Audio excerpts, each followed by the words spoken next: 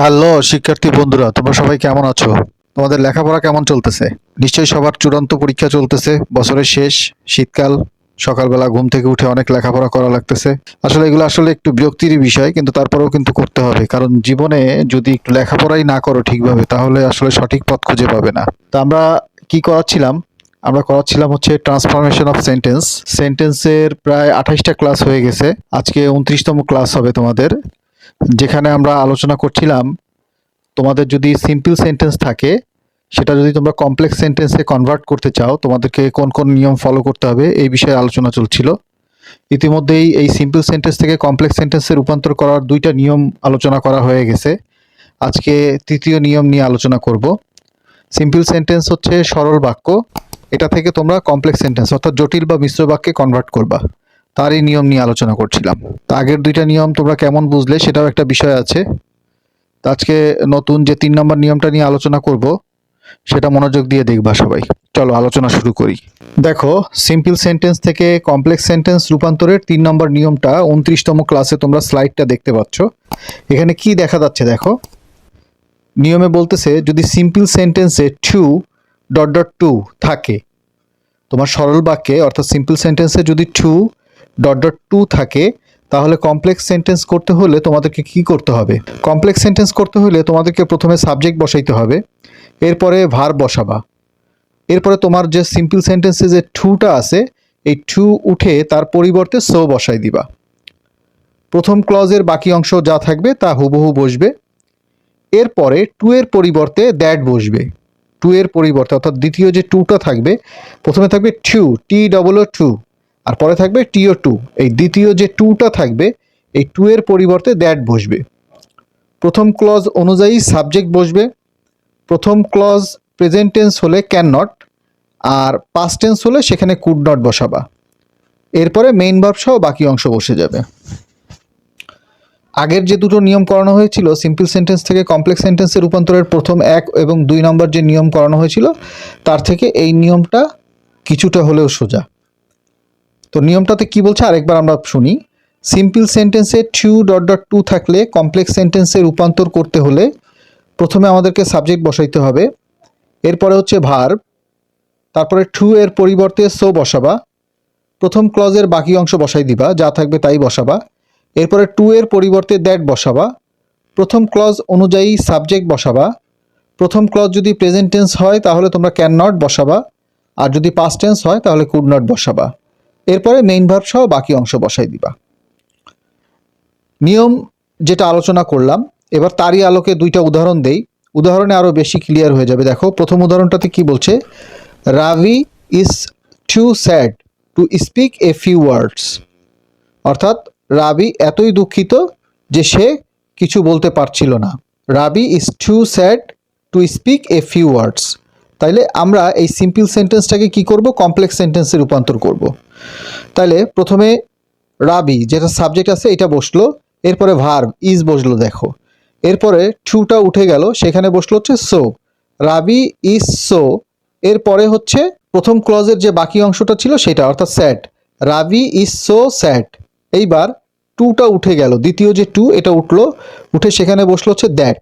Rabi is so sad that. এইবার প্রথম ক্লজের সাবজেক্ট যেটা রাবি ছিল নাউন, এর প্রোনাউন হিসেবে হি বসবে। প্রথম ক্লজটা যদি প্রেজেন্ট টেন্সে থাকে তাহলে আমাদেরকে ক্যান নট বসাতে হবে। তাহলে রাবি ইজ সো স্যাড এটা কিন্তু প্রেজেন্ট ইনডেফিনিট টেন্সে আছে, সেই হিসাবে আমাদেরকে ক্যান নট বসাইতে হচ্ছে, হি ক্যান নট। এরপরে প্রদত্ত যে সিম্পল সেন্টেন্সটা ছিল ওখানে বাকি যে অংশটা থাকবে দ্বিতীয় ক্লজে তা হুবহু বসে যাবে। He can not speak a few words. Rabi is so sad that he can not speak a few words. আরেকটা উদাহরণ দেখো, the woman was too sick to move. The woman was too sick to move. তাহলে আমাদেরকে কি করতে হবে? প্রথমে subject বসাবো, দ্য ওম্যান বসলো, এরপরে ভার্ব যেটা আছে সেটা বসবে অর্থাৎ ওয়াজ, দ্য ওম্যান ওয়াজ। এবার টু উঠে সেখানে সো বসবে, the woman was so sick. এইবার টুটা উঠে সেখানে বসবে হচ্ছে দ্যাট, দ্বিতীয় যে টুটা আছে ওইটা উঠে বসবে হচ্ছে that, the woman was so sick that. এবার আমাদেরকে কি করতে হবে, প্রথম ক্লজের সাবজেক্ট আছে দ্য ওম্যান, একজন মহিলা। তাহলে এখানে আর প্রথমে যেহেতু আমরা নাউন দ্য ওম্যান বসিয়েছি, সেহেতু ওই একই সাবজেক্ট ব্যবহার করতে গেলে আর নাউন বসানোর দরকার নেই, তোমরা তার প্রোনাউন অর্থাৎ শি বসাবা। The woman was so sick that she. এবার প্রথম ক্লজটা দেখো পাস্ট ইনডিফিনিট টেন্সে আছে, the woman was so sick, past indefinite থাকার কারণে আমাদেরকে দ্বিতীয় ক্লজের এই যে সাবজেক্টের পরে এখানে বসাইতে হবে হচ্ছে কুড নট। প্রেজেন্ট টেন্স হলে ক্যান নট, আর পাস্ট টেন্স হতে এখানে বসাইতে হবে হচ্ছে কুড নট।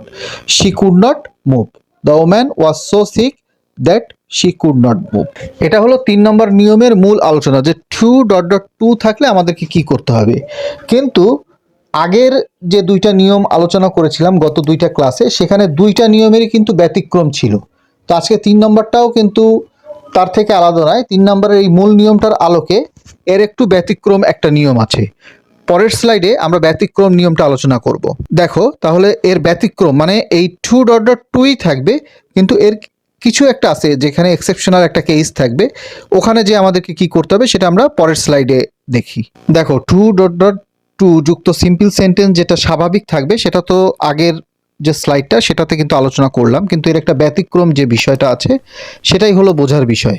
ব্যতিক্রম বিষয়টাতে কি বলবে দেখো, তোমার সিম্পল সেন্টেন্সে টু থাকবে, কিন্তু টু এর পূর্বে যদি ফর প্লাস অবজেক্ট ফর্ম থাকে, ফর প্লাস অবজেক্ট ফর্ম থাকে, তাহলে এই যে এখন যে আলোচনা করব এই নিয়মে তোমাদেরকে কমপ্লেক্স করতে হবে।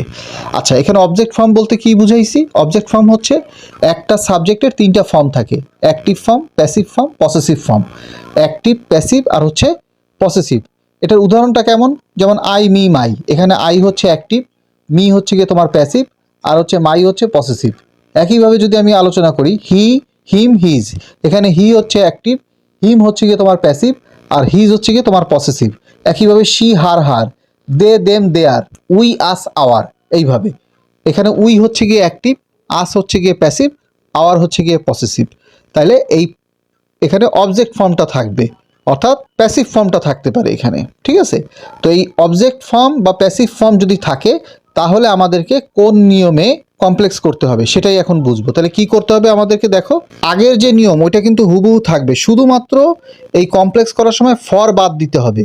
ফর বাদ দিয়ে সেখানে তোমরা দ্যাট বসাবা, আর অবজেক্ট ফর্মের পরিবর্তে সেখানে সাবজেক্ট বা অ্যাক্টিভ ফর্ম বসাবা। অর্থাৎ মি থাকলে তোমরা আই বসাবা, আস থাকলে সেখানে উই বসাবা, দেম থাকলে সেখানে দে বসাবা, হার থাকলে সেখানে তোমরা শি বসাবা, হিম থাকলে তোমরা সেখানে হি বসাবা। এই বিষয়গুলো খেয়াল রাখতে হবে। আর দ্বিতীয় ক্লজের শেষে প্রথম ক্লজের সাবজেক্ট অনুযায়ী ইট অথবা দেম বসাতে হবে। এখানে যদি একটি কিছু বুঝায় তাহলে ইট বসাবা, আর একাধিক কিছু বুঝাইলে সেখানে হচ্ছে তোমরা দেম বসাবা।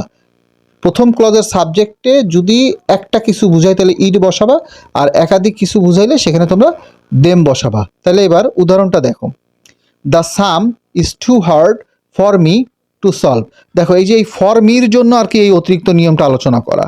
তাহলে কি হবে, আমাদেরকে প্রথম সাবজেক্ট বসাইতে হবে দ্য সাম, এরপরে ভার্ব বসাইলা ইজ, এবার টু উঠে সেখানে সো বসবে। অর্থাৎ মূল নিয়ম যেটা আলোচনা করেছিলাম সেইভাবেই, the sum is so hard, এবার ফরটা উঠে যাবে, the sum is so hard that, for উঠে সেখানে দ্যাট বসলো। এবার মি যেটা বসিয়েছো এই মির অ্যাক্টিভ ফর্ম বসাবা, অর্থাৎ I, the sum is so hard that I. এবার হচ্ছে বাক্যটা যেহেতু প্রেজেন্ট টেন্সে আছে, অর্থাৎ প্রথম ক্লজটা যেহেতু প্রেজেন্ট টেন্সে আছে, সেহেতু আমাদেরকে বসাইতে হবে can not. The sum is so hard that I can not solve. এইবার একদম বাক্যের শেষে তোমাকে বসাইতে হবে ইট অথবা দেম। অর্থাৎ প্রথম ক্লজের সাবজেক্ট যদি একটি কিছু হয় তাহলে ইট বসাবা, আর একাধিক কিছু হইলে সেখানে বসাবো হচ্ছে দেম। যেহেতু অঙ্ক একটা বিষয় সেহেতু আমরা ইট বসাবো। তাহলে the sum is so hard that I can not solve it. দ্বিতীয় যে উদাহরণটা আছে এটা দেখো, the flowers were too far for her to touch. The flowers were too far for her to touch. এখানে ফর হারের জন্যই এই নিয়মটা বোঝানো।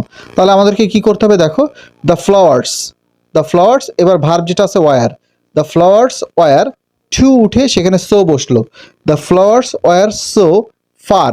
এবার ফর উঠে সেখানে কি বসবে, দ্যাট, ফর উঠে সেখানে কি বসবে, দ্যাট। এবার হার আছে যেটা, ওই হারের কিন্তু অ্যাক্টিভ ফর্ম বসবে। হারটা হচ্ছে প্যাসিভ ফর্ম বা অবজেক্টিভ ফর্ম, এর অ্যাক্টিভ ফর্ম হচ্ছে শি, তাহলে দ্যাট শি। এবার প্রথম ক্লজটা দেখো ওয়ার থাকাতে কিন্তু এটা পাস্ট ইনডিফিনিট টেন্স আছে, যার কারণে আমাদেরকে কুড নট বসাতে হবে। That she could not touch. এবার তুমি কি একদম শেষে ইট বসাবা নাকি দেম বসাবা? দেখো ফ্লাওয়ার্স, এখানে একের অধিক ফুল বোঝানো হয়েছে, একের অধিক ফুল বোঝানো হয়েছে বিধায় তোমরা শেষে ইট বসাতে পারবা না, বসাতে হবে হচ্ছে দেম। তাহলে the flowers were so fur that she could not touch them, অর্থাৎ ফুলগুলো এতই দূরে যে সে স্পর্শ করতে পারছিল না। এই হলো আজকে এই যে তোমাদের সিম্পল থেকে কমপ্লেক্স সেন্টেন্সে যে রূপান্তরের যে 3 নম্বর নিয়ম, সেটাই হলো আলোচনা। মূল ব্যাপারটাও আলোচনা করেছি এবং তার যে অতিরিক্ত বিষয় ছিল যেটা, অর্থাৎ এক্সেপশনাল কেস, অর্থাৎ ফর প্লাস হচ্ছে সাবজেক্টের অবজেক্টিভ ফর্ম যদি থাকে সেক্ষেত্রে আমরা কি করব সেটাও আলোচনা করেছি। আশা করি তোমরা বুঝতে পেরেছো। উদাহরণগুলো দেখলে তোমাদের আরও বেশি পরিষ্কার হয়ে যাবে। তারপরেও যদি কোনো সমস্যা থাকে তোমরা অবশ্যই কমেন্টে প্রশ্ন করে বিষয়গুলো আরও পরিষ্কার হওয়ার জন্য জানাতে পারো। তো আগামীকালকের ক্লাস পর্যন্ত এখানে শেষ করছি। তোমরা ততক্ষণ পর্যন্ত ভালো থাকবে। ধন্যবাদ সবাইকে।